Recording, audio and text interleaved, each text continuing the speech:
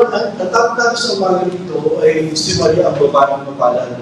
Yung babaeng mapalad, napalad siya si Maria. Kaya nga, merong kanilang yung mga tawag na ang Bagyo Maria, yung bukol mga grasya. Yung Panginoon ay sumasabi, yung Panginoon sumasabi. Yung isa yung Peter, dating nagpuposisyon. Yung sa Jeep, Jerusalem yung natin. Bawat black na Bagyong Maria. Pinagpalakas na babaeng lahat. Sabihin, sa lahat na naging babae sa mundo, ang pinagpala, number 1, si Maria. Si Maria, sa babae, no? Sa babae. Kaya, dapat yung modelo siya, no? Sa mga kababaihan.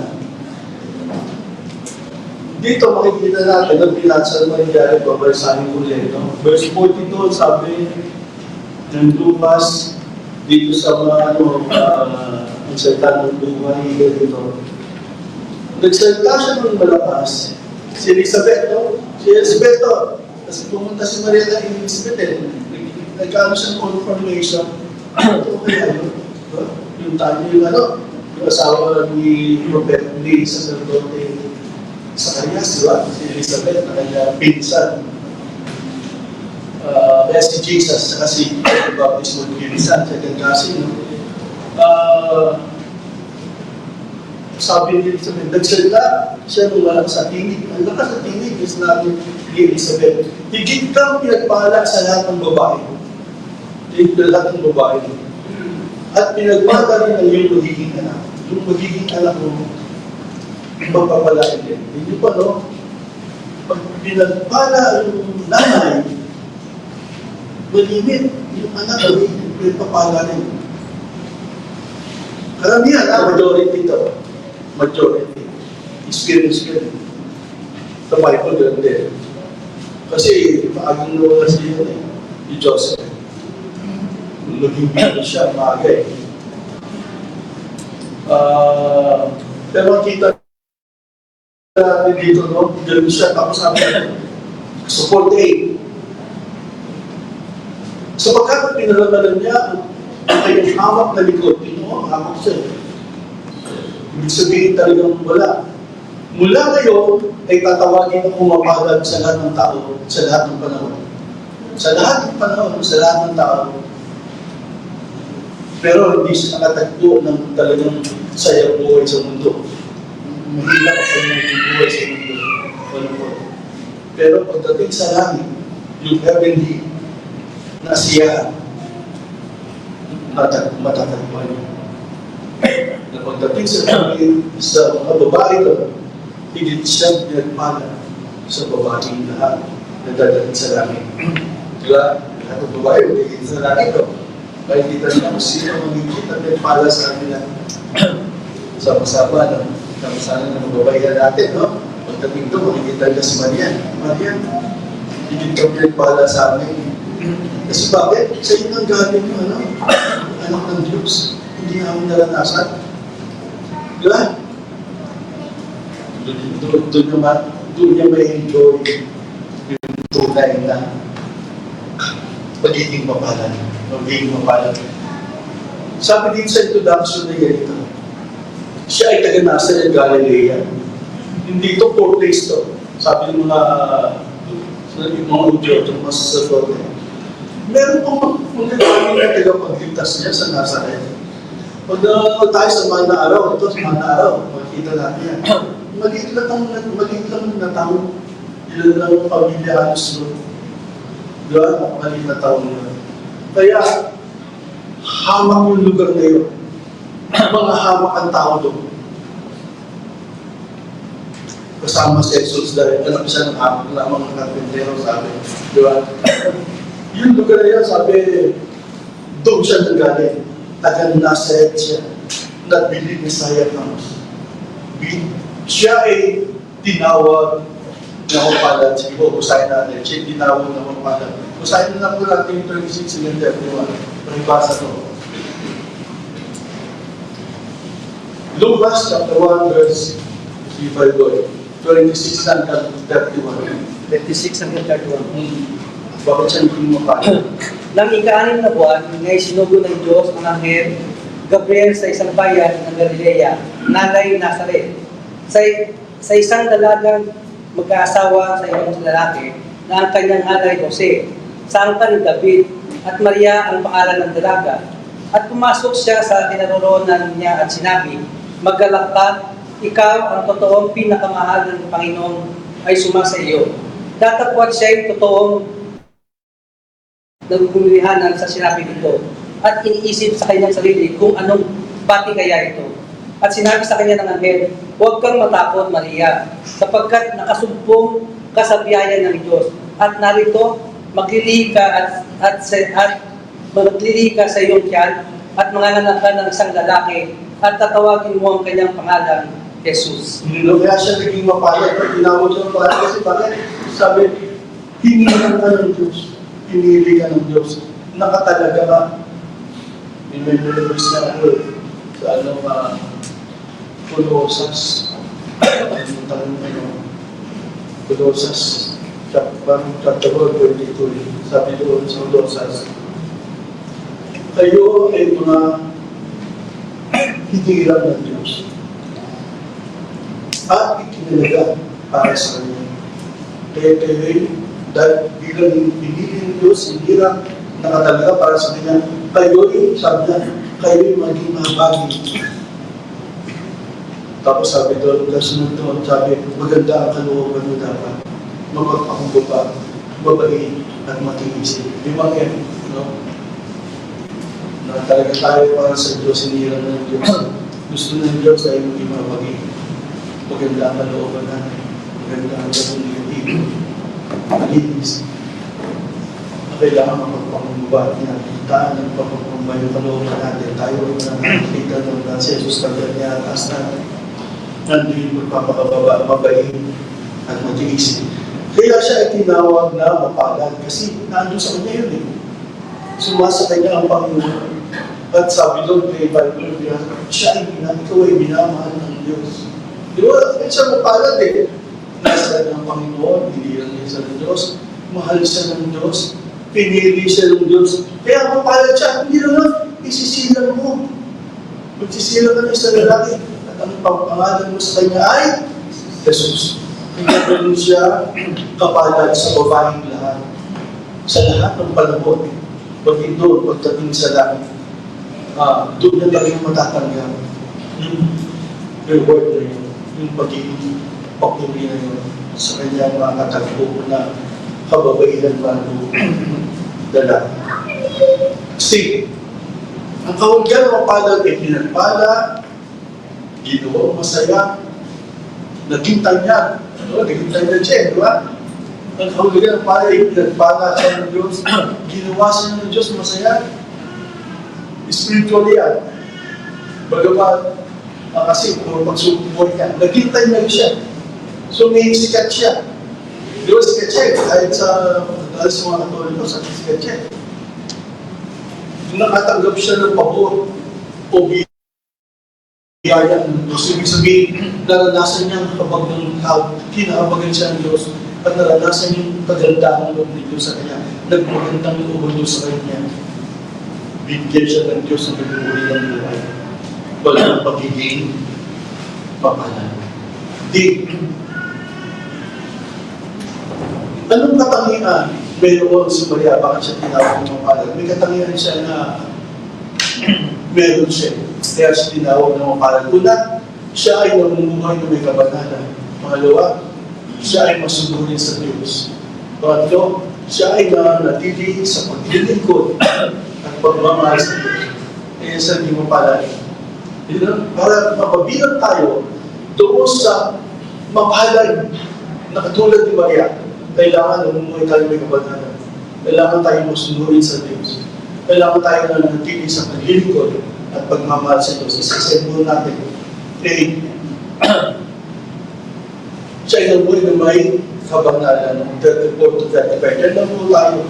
Masyado tayo expository sa Luke 1. Sabi ko rito, tinanong ni Maria ang may paano kung magkakanap dalaga? nagtatag pa ako. Sumagot ang Yesus sa Espiritu Santo at linlihiman ka ng kapangyarihan ng Diyos. Kaya ang banal na santo na isisilang mo ay tatawaging anak ng Diyos. Namumuhay sa may kabanalan, hindi ka pwedeng mabili at mahirap ng Diyos at maging mapalad kung hindi ka namumuhay ng may kabanalan. Kasi ipapangalan mo, banal. Tapos yung binili mo sa iyo, Holy Spirit, banal na Espiritu Santo. Hindi pwedeng gawin na kumilos ang banal na Espiritu Santo at maisilang ang banal na Diyos na si Jesus sa isang sisidlan na hindi banal. Pero yun ang nakita kay Maria ng Diyos, kaya siya napili, kaya siya nahirap. Siya ay namumuhay ng may kabanalan. Paano siya nabuhay? Paano ba siya nabuhay ng may kabanalan? Paano? Una, kaya siya nagpamuhay ng may kabanalan kasi meron siyang takot sa Diyos. Diba? Kasi pag wala kang takot sa Diyos, mahirap mamuhay ng may kabanalan. Kaya hindi ka gumagawa ng hindi tama, hindi ka nag-iisip ng hindi tama, at sinisip ka kung magsalita na hindi tama. Kasi bakit? Kasi at takot ka sa Diyos. Gusto mo kakitaan ka na ng kabanalan. Di ba ng kabanalan? Pakibasa, verse 48 to 50. So yung tigil ka naman sa likod. Junior. Ayun, kinay. Junior, bukas na Junior. Doon tayo dyan sa Lucas 1. Tama yan. 48-50. 48-50 po. Kung ang sinasabi, sapagkat iniingat ka kung kanyang abang alipin. Mula ngayon, ang lahat ng tao itatawagin akong pinagpala. Dahil sa mga dating ng bagay na ginawa sa akin ng makapangyarihan, banal ang kanyang pangalan. Ang kanyang kaabagan ay para sa lahat ng sawit dahil may takot sa kanya.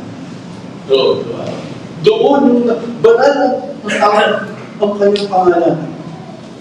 May kapangyarihan sa gumawa ng lahat ng bagay. Walang imposible sa kanya.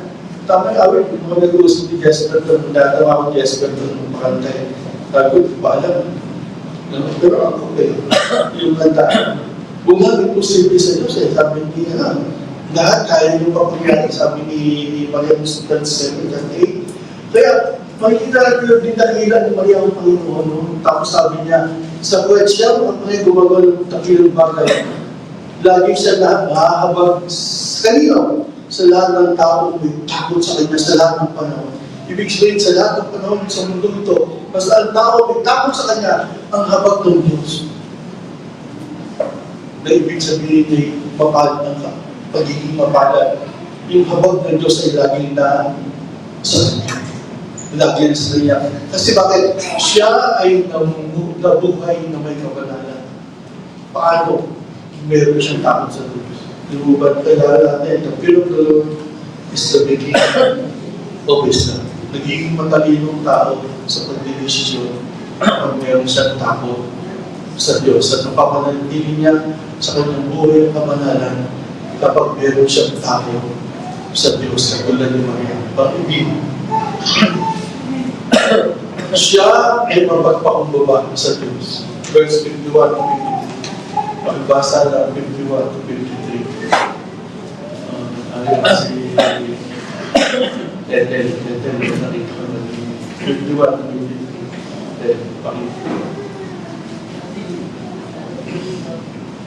Ipinakita niya ang lakas ng kanyang isip. Ilino niya ang mga may panlalong isip. Tinanggal sa kanilang lutlupan ang mga may kapangyarihan at inaasa ang mga nasa abang kalagayan. Pinasaganan niya ng mabubuting bagay ang mga kapuspalan at pinaalis ng walang dalang anuman ang mga mayayaman. Salamat naman. Kaya dito ako, kaya yung mamalas sa Diyos, ang kanyang malakas na kamay, basic na ay iwa ng ganda. Doon, sabi na itinataas niya ang may mababang kalooban. yung mababang kalooban, mapagpakumbaba sa Diyos. Ikinakalat naman niya yung mga palalo, mga pagmataas. Ikinakalat niya yun. Ang tinataas niya yung may mababang kalooban. Diba? Yung isa katangian ng may kabanalan, nakatulad kaya naging mapalat si Maria. Una, may tapos sa Diyos. Pangalawa, magpagpakumbaba sa Diyos. Kaya sinasabi ko yung isang ama mo lamang. No? Lagi sinasabi niya yan. Ganun siya. Kaya sabi sa Santiago 4:6, ang Diyos, ganda yan. Santiago 4:6, sino na ang siya? Pakibasa ba ito? Santiago 4:6. Ngunit siya'y nagbibigay ng lalong biyaya. Kaya't sinasabi ng kasulatan, ang Diyos ay sumasalangsang sa mga palalo. Datapwat, nagbibigay ng biyaya sa mga mapagkumbaba. No.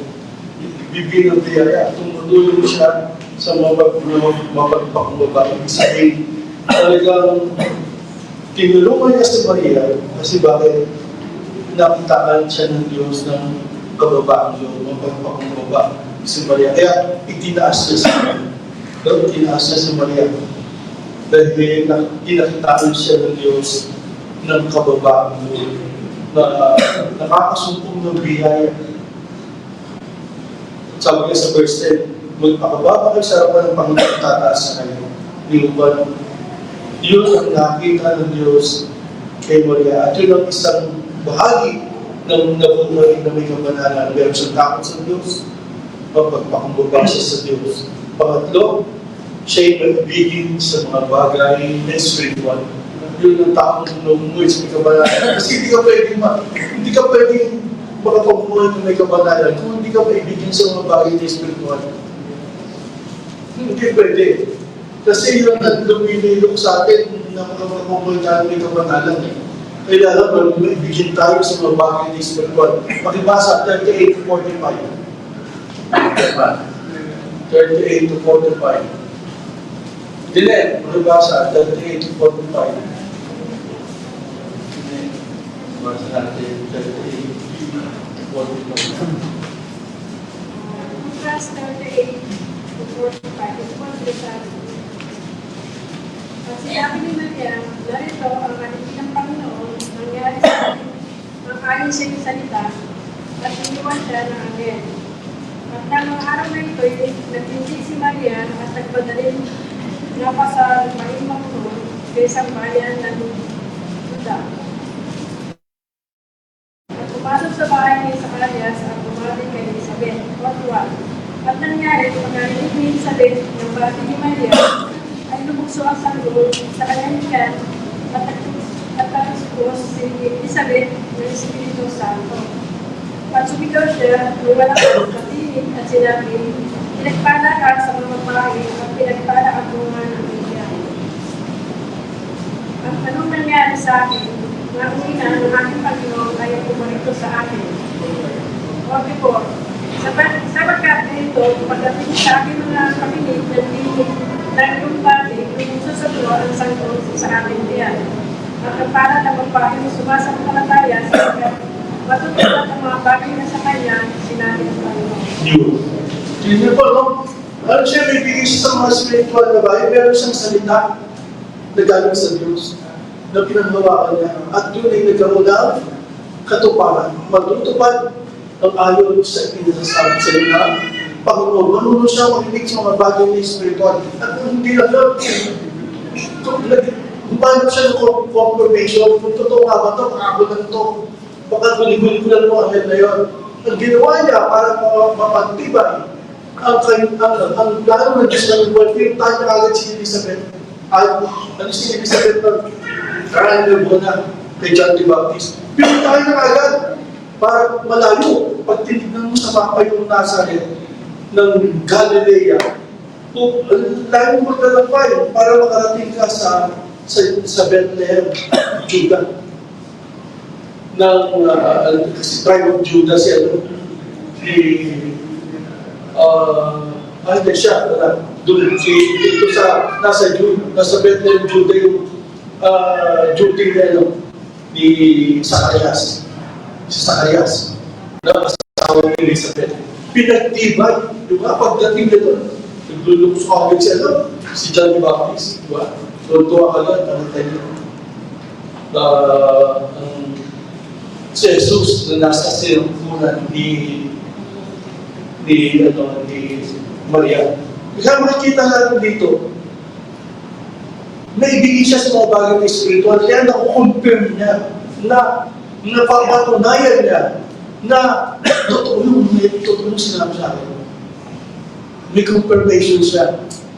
Hindi lamang sa nausap ng Anghel o ng Diyos o ng Anghel, kundi meron pang meron katibayan si Elizabeth. Hindi ko alam kasi sabi ko, 3 buwan siya tumigil ka doon.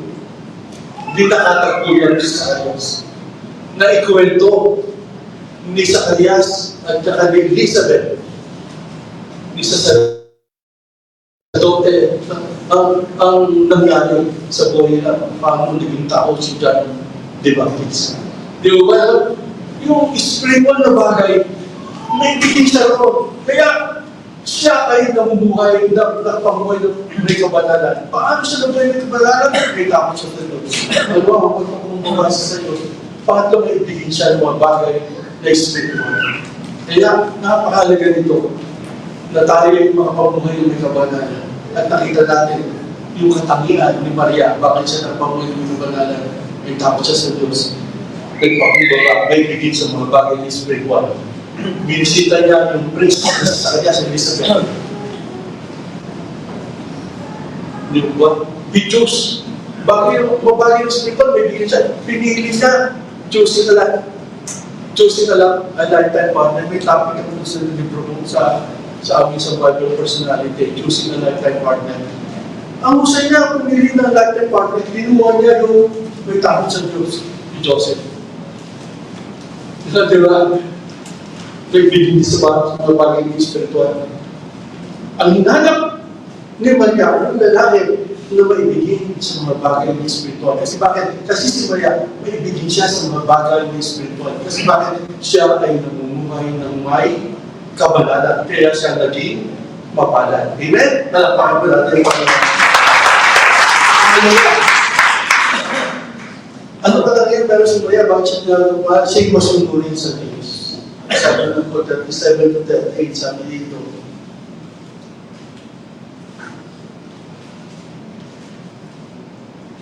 Sapagkat walang imposible sa Diyos. Dito, may pantalo. Sapagkat walang imposible sa Diyos. Sumunod si Maria, ako'y alipin ng Panginoon. Alipin ako. Susunod lang ako sa kanya. Gawa sa akin ang ayon sa sinabi mo. Mangyari naman sa akin ang ayon sa sinabi mo. Pagkasabi niya ito, umalis ang anghel. Umalis ang anghel. Naging masunurin siya. Nakita niya anghel, masusunod sinabi niya, mangyari sa akin. Yung ba, mangyari sa akin. Siya, yun ang katangian niya, masunod sa Diyos. Bakit siya masunurin sa Diyos? Bakit siya masunurin sa Diyos? Una, dahil siya ay may pananampalataya sa Diyos. Hindi ka pwedeng maging masunurin sa Diyos kung wala ka pananampalataya sa Diyos. Kasi bakit? Kung susundin mo, hindi mo nakikita eh. Di ba? Kung sunod ka sa salita lamang na hindi mo nakikita yung nagsabi sa iyo. Ang Diyos na nagsasabi sa atin sa Bible, siya ay may pananampalataya sa Diyos. Sa verse 45, kung magkakasabi, mapalad ka sapagkat naniwala ka sa pinasasabi sa iyo ng Panginoon. Ano po, mapalad ka dahil naniwala ka sa pinasasabi sa iyo ng Panginoon. Mapalad ka sapagkat nanalig ka, matutupad ang pinasasabi sa iyo ng Panginoon. Mapalad ka sapagkat may pananampalataya ka na matutupad ang ipinasasabi sa iyo ng Panginoon. Meron siya, kaya siya sumunod dahil may pananampalataya siya sa Diyos. Ganun din si Rahab, di ba? Kung wala siyang pananampalataya, hindi siya susunod sa sinasabi ng wrong spice. Kasi kayo po, walang bayan eh. Kami, may Jericho, matibay yung bayan namin. Dahil may pananampalataya, si Rahab, sumunod siya. sabi ng Diyos. Sabi kasi John chapter 2, verse 1 to 5. Ang pagkakasabi niya ay ganito. Nabasahin ka na ito.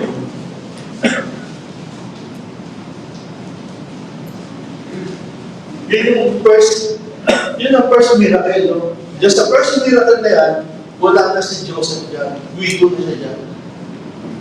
Widow na. Wala na, patay na si Joseph dyan.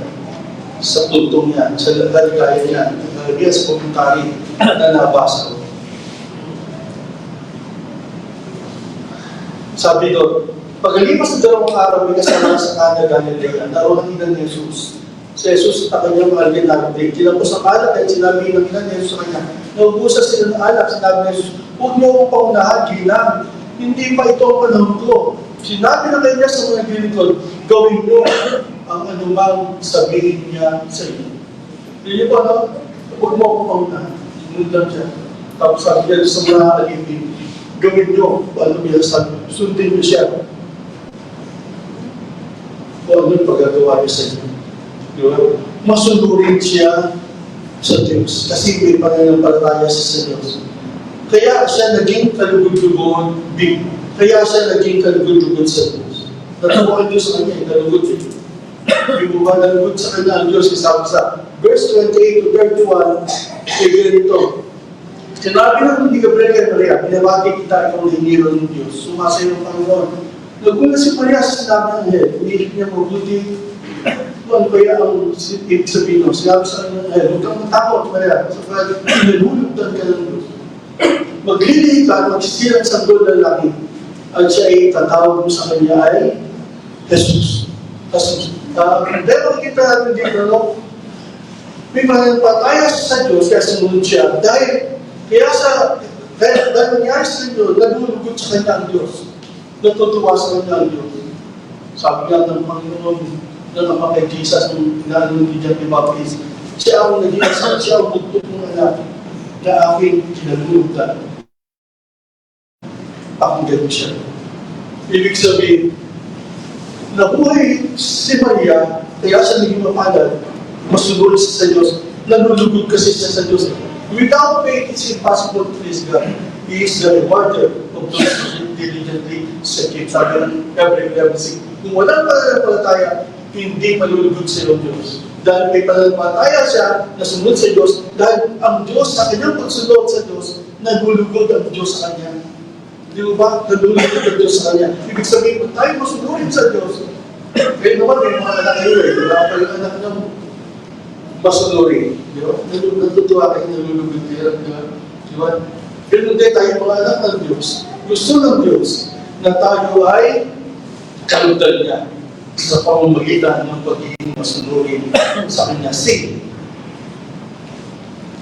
Siya ay masunurin sa Diyos dahil bakit? Dahil kinilala niya na siya ay alipin ng Panginoon. Di ba? Kinilala niya na siya ay alipin ng Panginoon. Sabi sa 37 to 38 ulit, no? Sabi doon, sapagkat walang imposible sa Diyos, sapagkat si Maria ay alipin ng Panginoon. Mangyari mo sa akin ng ayon sa sinabi mo. Kasabi niya itong malis ang anghel.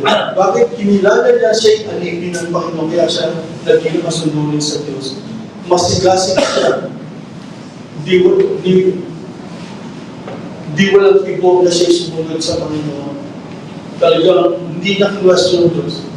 Sumunod siya sa Panginoon. Sabi niya, aking abang alipin. Siya Panginoon, alipin tayo. Ang alipin niya, walang karapatan na mag-suggest sa Old Testament, no? Wala sa karapatan mag-suggest ka na gano'n, wala. Pero kung ano sabihin ng mga amo niya, ano ang gagawin? Kung ano yung sabihin ng Panginoon niya, gano'n din. Diba, nararanasan niya, gano'n yun sa buhay. Ang marami nating OFW. Diba? Wala silang magawa. Wala siya ito. Pero password nyo. Diba? Pagkain nyo, ito lang. Ang dami ginagawa, pero hindi ko lang titul ko. Kasi meron siya OFW party list. Ang daming gano'n. Kaya siya gano'n, dahil alam niya, yung Panginoon niya ay Diyos na matuwid. Wala iba kundi ang Panginoon. Kaya siya ay sinunod. Hindi hindi siya ang gabihin ng Panginoon Jesus. Diba? Pag ating Panginoon si Jesus, tayo alipin niya. Lagi sinasabi ng mga apostol, kahit ni Santiago, kahit ni Judas, kami ay alipin ng Diyos. Hindi tayo alipin ng mga tao. Alipin tayo ng Diyos. Amen, no? Alipin tayo ng Diyos. Kaya, purihin ng Panginoon, kaya siya ay mamagal dahil sa ipasunurin sa Diyos. Lingkod na lang po. Sa akin dito. Siya ay nanatili sa bakit siya tinawag na mamagal? Ano katangyang meron siya? Siya ay nanatili sa paglilingkod at pagmamahal sa Diyos. Paano siya nanatili sa paglilingkod at pagmamahal sa Diyos? Simula nung nanalay siya, pinagbuntis niya si Jesus hanggang doon sa krus at hanggang sa kaperon, silid sa itaas. Minahal, pinaglingkuran niya at minahal niya si Jesus. Ibig sabihin tuloy-tuloy. Mahirap ang pinagdaanan ng buhay niya kasi bakit? Sa simula ng tawagan mo siya, pwede siya patayin ng mga tao. At kung hindi siya patayin ng mga tao, dadalhin siya sa prostitution. Magiging prostitute siya. Kakalilain niya yung anak niya sa pamamagitan ng pagiging prostitute. Kasi, prostitute yung labas na ang tingin ng mga tao sa kanya. Kung hindi lang sinabi niya, kaya naman ni Joseph, di ba? Bigyan niya, tinugod ni Joseph. Hindi. Alis na dalawa, babantuin siya. Patay, wala, tapos sa prostitution. Tatakilikin niya. Tapos hindi madali. Pinalaki niya yung mga anak niya si Jesus, hindi niya unawaan, hindi naman siya doon sa templo. Ganyan 3,000 sa hindi niya ba alam? Dapat ako nakatira sa templo, sabi niya sa inyo, kung siya, sasabihin mo sa rin, ano mo, ba? Ako sabi, di na. Paunahan. Tangkada. Tapos hanggang nakikita yung anak niya, pinapasaan mo sa krus. Wala siyang masarap na niya eh. Tapos anak niya, 5 lalaki. At ano yung mga babae? Wala yung pinabili na. Yung nagdala ko, masigit na maraming babae. Nakalagay sa Bible. Di ba? Ganun siya. Pero kahit na gano'n ang buhay niya, siya ay nanatili sa paglilingkod at pagmamahal sa Diyos. Hindi no? Kasi minsan, tayo, mapakagaang naging buhay natin yung sa mundo eh. Noong mahirap sa buhay nila eh. Sila ay sakop ng Roma. Diba? Tapos siya ay nasa poor place, nasa Galilea. Napakahirap ng buhay niya. Pero, nanatili siya sa paglilingkod at pagmamahal sa Diyos. Nawag, katulad ni Maria, para maging mapalad tayo, manatili tayo sa paglilingkod at pagmamahal sa Diyos. Amen? Nakita ko, yung sabi na, mahirap na, mundo, paano na. Hindi, mas mahirap na eh. Nakita ko na eh, pag sa Pintelis eh, sakupan ng sakupan, patayan ng patayan. Di ba? Sabi, buhay, di ba? Ganun. Hindi yan eh. Pwede ka pumunta, pwede humirin sa ICC, pwede ka, di ba? Maraming cocktail na dapat ang mulata, pwede ka punta kay Tulpo. Taring tama ka, tutulungan ka. Di ba? Tayo ako pupuntahan. Higit sa lahat, madali ang lumapit sa Diyos ngayon dahil bukas na tabi ng templo. Kaya, pero, kahit ano kahirap, nanatili siya sa paglilingkod at pagmamahal sa Diyos. Nawa, ganun din po tayo. Sabihin ko sa katabi mo, kapatid, manatili ka at mahalin mo Diyos. Manatili kang mahalin mo Diyos at paglingkuran. Hindi? Manatili tayo maglingkod at mahalin ng Diyos. Amen po ba? Palapakal po na tayo ng Panginoon. Hindi po present siya sa crucifixion at burial. Nandun siya nung nilibing si Jesus, no? Pinako si Jesus. At nilibing si Jesus, nandun siya. Hindi siya natakot. Diba? Nandun siya, oh. Sumusunod siya. Mary was the only human present at his birth, also witnessed at his death. So baby Jesus watching his life as a Savior. Ibig sabihin, always available to God and willing to be available to God. Ibig sabihin, simula nang naging tao si Jesus, at siya lang natatawing tao na nakasama ni Jesus tuloy-tuloy sa hirap at ginawa na wala ng tatay. Alright? Tuloy-tuloy yun. Hanggang sa Aperon. Hanggang sa Aperon. Nanatili siya sa paglilingkod at pagmamahal sa Diyos. Dire-diretso. Siya lang yung tao na nakasama ni Jesus mula bata hanggang doon sa cross, kamatayan. Kasama siya ni Jesus. Hindi siya lumayo kay Jesus. At hindi siya nilayo kay Jesus. Kasama siya. Yun lang. Mga kapatid niya, hindi pa. Tatay niya, naipon niya. Naiwan siya. Mga kapatid niya, minsan ayaw sa kanya. Nakita niyo mga nanay, di ba? Yung mga babae. Iba yung emosyon ng babae. Iba yung damdamin nila. Sabi nga isang na si Mary is a faithful and tender and loving woman, but still a woman. Gano'n siya. Yung gano'n ka-emosyon. Yung nasa kanya yung talagang pagiging babae na damdamin. Yung tender. Malambot ang kanyang kalooban. Malambot ang kanyang puso. Talagang hindi niya pwede iwan ang kanyang anak sa mga hirap. Nandun sa puso ng kapatid. Kaya nakita ni Jesus, mahal ako nito. Diyan na niya. Jesus asked John to care for him. John, mas kilala kita kasi sa mga kapatid ko eh. Because si John Bibilabe, mahal mo ko rin, puto ka rin sa akin eh. Yung nanay ko, mahal mo yan. Kung kumil yan, mahal mo nanay ko. Sa harap ng cruz, di ba? Kasi alam niya, mapagmahal si John. Alam niya, mapagmahal si Maria. Sila ay nanatili sa paglilingkod at pagmamahal sa Diyos.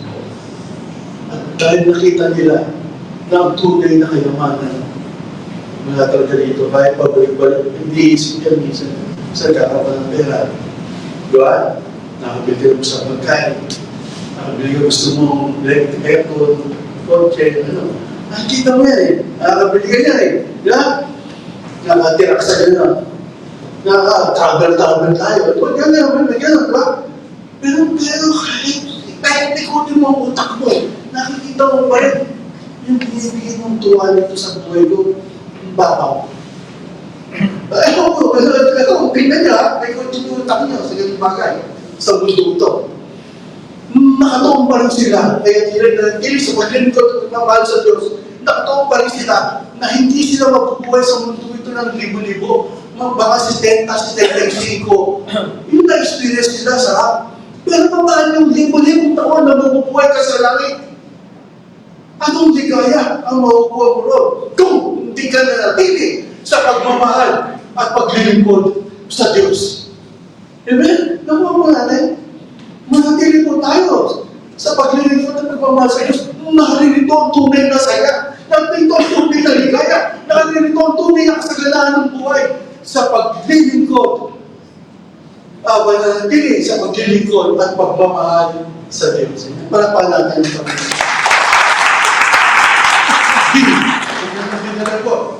Tignan mo na kayong mga anak na maglingkod at magmahal sa Diyos. Sa Aperon niya. Kung nasila yun sa ano na, mahal pa naman, ano na, may gusto mag-alassis pa lang. Masahin ko po. Gawa, para makita po natin, no?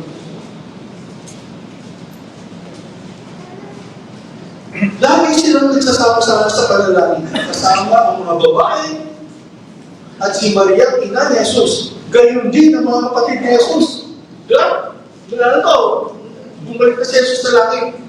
Diba? Kasama yung mga babae at mga ina ni Jesus. At ang mga kapatid nito, tinuruan ng Maria at kanyang mga anak na kayo'y manatili sa paglilingkod at pagmamahal sa Diyos. Kaya ang kanyang mga anak ang naging mga first elder ng church, first leader, si James, si Santiago, nagsasabit sa kanyang mga pastor, nagre-report sa kanyang mga pastor, sa kanyang mga bishop. Siya ang naiwan doon sa Jerusalem Church bilang pastor, bilang leader, mga apostol nag-report sa kanya. Si Pablo nag-report sa kanya. Si Judas, nagkaklat ng Judas, anak din yun, kapatid ni Jesus yung sa naman. Nakasulat ng libro. Kahit isang chapter na, napaka-mighty, napaka-blessing ng sinulat ni Judas. At sabi ko, yung mga kapatid ni Jesus na babae, masisipag lagi kasama sa paglilingkod sa Diyos. Yung mga kapatid ng Panginoong Jesus na babae, masisipag lang dahil kasama ni Jesus sa paglilingkod sa kanya. Dahil siya naging sa paglilingkod at pagmamahal sa Diyos, si Maria ay nagpuri sa Diyos. Pag ikaw ay naglilingkod at mahal mo ang Diyos, hindi mo mawala sa iyong pagpupuri sa Diyos. Imposible mawala sa iyo ang pagpupuri sa Diyos. Kasi kabahagi ng iyong paglilingkod at pagmamahal sa Diyos, pinupuri mo siya dahil nagagawa niya na matuto kang maglingkod at pagmahal sa kanya. Pinupuri mo siya. Ganun si Maria, ako'y hamak, pero nangatulog. Pinupuri kita, Panginoon, wala, kinabagan mo. Diba? Yun yung marriage Magnificat. Magnificat means in Latin words, magnifies. Minagnify na, pinalaki niya ang Panginoon Jesus sa kanyang buhay. Na lahat ng nangyari sa kanyang malaki sa Jesus. Pinmagnify yung Jesus sa buhay ni Maria. Pinuri niya ang Diyos. Bakit nangyari sa kanya? Siya ay ang katabi at siya nanatili sa paglilingkod at pagmamahal sa Diyos. Pangulas. Basahin ko lang po, pangulas. Gusto ba natin na maging mapalad katulad ni Maria bilang dalaga, bilang may asawa, at mga bago na narito? B. Sikapin natin magkaroon ng katangian katulad ni Maria. C. Mamuhay tayo ng may kabanalan, maging masunurin tayo sa Diyos at manatili sa paglilingkod at pagmamahal sa Kanya. D. Para maging mapalad din tayo katulad ni Maria. Amen? Si Maria ang babaeng mabahalal. Palakpakan ko natin.